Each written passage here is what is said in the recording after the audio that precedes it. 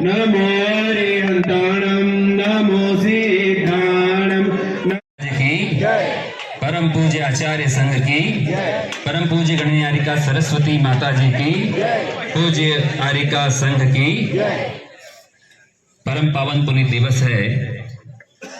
पूज्य माता जी की चातुर्मास की उपलब्धि सदैव के लिए हम सभी के स्मृति में रहेगी, क्योंकि जो एक बहुत ही अधूरा कार्य था जिसके बारे में हम संत गणे मंगलम कुंद कुंदार्यो जैन धर्मोस्तु मंगलम।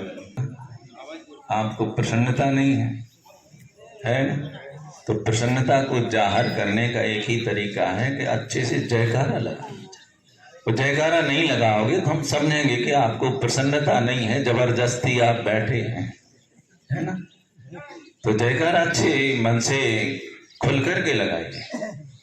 जय बोलो देवादिदेव श्री खच्चर चिंतामणि पार्श्वनाथ भगवान की जय।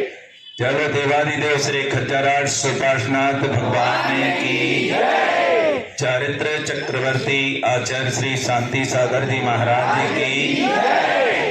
पंचम पट्टाचार्य आचार्य गुरुवर श्री वर्धमान सागर जी महाराज की जय। षष्ठम पट्टाचार्य आचार्य गुरुवर श्री अभिनंदन सागर जी महाराज की जय। आचार्य श्री देशभूषण जी महाराज की, आचार्य श्री सुरल सागर जी महाराज की, अहिंसामयी जैन धर्म की। आचार्य जिनालय पर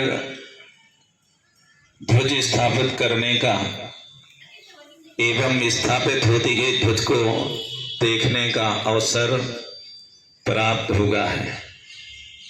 सभी को नहीं मिलता है, कुछ लोग तो अभी भी रजाई ओढ़ करके सो रहे होंगे, सर्दी हो गई ना तो।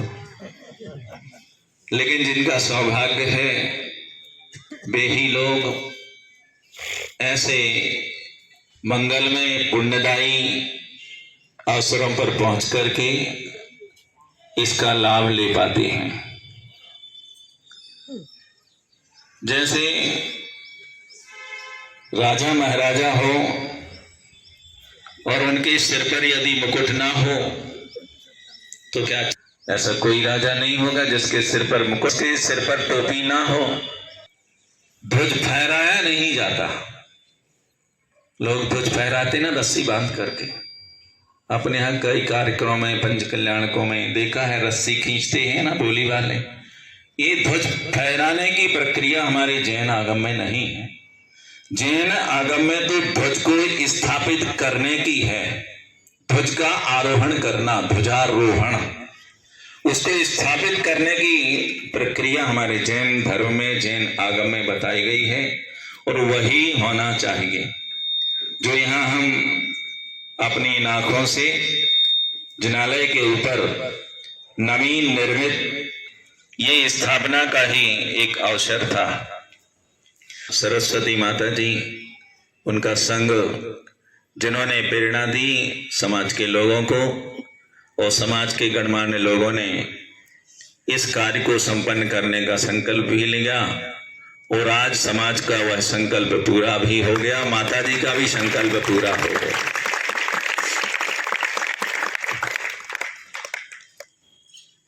आवश्यकता क्या है? जिनालय की आवश्यकता क्या है, शिखर बनाने की आवश्यकता क्या है, शिखर पर ध्वज लगाने की आवश्यकता क्या है, क्या जरूरी है? नहीं होते जिनालय, भगवान का ही तो नाम लेना था ना, भगवान का ही स्मरण करना था, तो कहीं भी बैठ कर के कर लेते हम। लेकिन ऐसा क्यों नहीं? ऐसे ऐसे तर्कशास्त्री पैदा हो गए हैं जो कहते हैं कि मंदिर जाने की आवश्यकता क्या है, घर में बैठ कर के भी भगवान का नाम स्मरण किया जा सकता है, भगवान का ध्यान किया जा सकता है, मंदिर जाने की कोई आवश्यकता नहीं। ऐसे ऐसे तर्क प्रस्तुत करते हैं कि आदमी को झुकना पड़ता है और स्वीकार करना पड़ता है कि बात बिल्कुल सही है, बढ़िया सुंदर बनाते हैं, उसमें रहते हैं, लेकिन जिनकी हम आराधना करते हैं, जिनकी छत्र छांव में रह करके अपना जीवन जीते हैं, अपने आराध्य के लिए भी तो कोई ना कोई ऐसा छायादार, कोई ना कोई जगह तो ऐसी होनी चाहिए। एक झोपड़ी ही सही, यदि अपने भगवान को बिठाने के लिए जगह हो तो एक झोपड़ी भी बना ले तो वो भी अनिवार्य तो है। तो भगवान के लिए बिठाने के लिए हमारे पूर्वजों ने, अरहंतों भगवंतों ने, आचार्यों ने जिनालय की प्ररूपणा बताई, और ये कोई नई नहीं है। हमारे यहाँ तो कृत्रिम और अकृत्रिम जिनालय हमेशा से रहे हैं। अकृत्रिम जिनालय तो किसी ने बनाए नहीं हैं, जैसे नंदीश्वर के जिनालय में पहुंचने पर भी, उनके सानिध्य में पहुंचने पर भी जो काम नहीं हो सकता है, वह उनके जो बिंब हैं, जिनेंद्र भगवान का बिंब, उनके दर्शन करने मात्र से भी कार्य संपन्न हो जाया करते हैं। और कौन सी काम है? हमारे यहाँ कर्मों की कई अवस्थाएं बतलाई हैं, और कर्म सिद्धांत में ऐसे भी कर्म होते हैं जिनका फल हमें भोगना ही पड़ता है, कोई बचा नहीं सकता है। निधत्ति और निकाचित जैसे कर्म जो बंध जाते हैं, उनका फल हमें भोगना पड़ता है। लेकिन कहते हैं कि साक्षात तीर्थंकर के चरण सानिध्य में पहुंचने पर भी इन कर्मों का क्षय नहीं हो पाएगा, लेकिन जिनेंद्र भगवान की बिंब का दर्शन करने से निधत्ति और निकाचत जैसे कर्मों का क्षय हो जाया करता है। आचार्य बीटसन स्वामी ने जो लिखा है, जिन बिंब दंसनेन निधत्ति निकाचितस्य मिथ्यार्थ कम कै खला दंसनातो। आचार्य भगवान कहते हैं कि जिनेंद्र भगवान की दर्शन करने से निधत्ति और निकाचित जैसे कर्मों का भी क्षय देखा जा